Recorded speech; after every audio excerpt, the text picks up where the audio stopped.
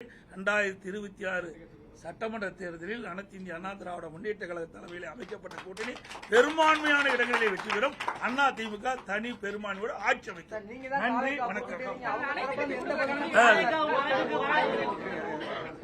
அதாவது நாங்களாம் நீங்க தான் தவறான செய்தி வெளியிட்டு இது ஊடகங்களும் பத்திரிகைகளும் இந்த நேரத்தில் கேட்கிறேன்.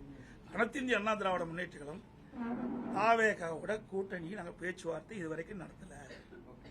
அதே மாதிரி தாவேகா அண்ணா திமுக கட்சியோட கூட்டணி பேச்சுவார்த்தை நடத்தல. நீங்களா ஒரு யோகத்தை பண்ணிக்கிட்டு, நீங்களா ஒரு கற்பனை பண்ணிக்கிட்டு நீங்க செய்தி வெளியிட்டீங்களா? பொறுப்பு நாங்கள் அல்ல. அதோட ஒரு இடத்துல இன்றைக்கு 2-3 இடத்துல பார்த்தோம். கரூர் சம்பவத்துக்கு பிறகு 2-3 இடத்துல இன்றைக்கு தாவேகா கட்சி சேர்ந்த அந்த தொண்டர்கள் எங்க கூட்டத்தில் கொடி பிடிச்சாங்க. அப்ப நம்ம ஆரவாரமா இருந்தாங்க. குமராவளையம் சட்டமன்ற தொகுதியில் இருந்து எழுச்சி பயணம் போட்டு அப்பொழுது சொன்னேன், தொண்டர்கள் அங்கே பிள்ளையார் சொல்லி போட்டுட்டான்னு சொன்னேன். அதை நீங்க பெருசா பேசிட்டே இருக்கிறீங்க.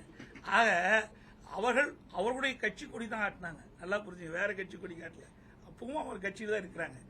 ஆக அந்தந்த கட்சி தலைவர் எடுக்கிற முடிவுதான ஒழிய நாங்கள் இதுவரை நாங்களும் அவரோடு பேச்சுவார்த்தை நடத்தலை, தாவாக்கோட பேச்சுவார்த்தை, தாவாக கட்சியும் அதிமுக பேச்சுவார்த்தை நடத்தவில்லை என்பதை நேரத்தில் தெரிவிச்சு.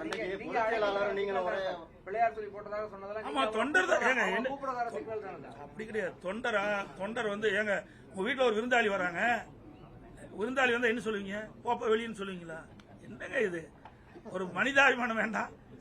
ஒரு கட்சியில் இருக்கிற ஒரு தொண்டை எங்க கூட்டத்தில் கலந்துட்டு கொடியாட்டுறாங்க. அப்ப இதுல என்ன தவறு? சுண்டால பத்தி தான் சொன்னேன்.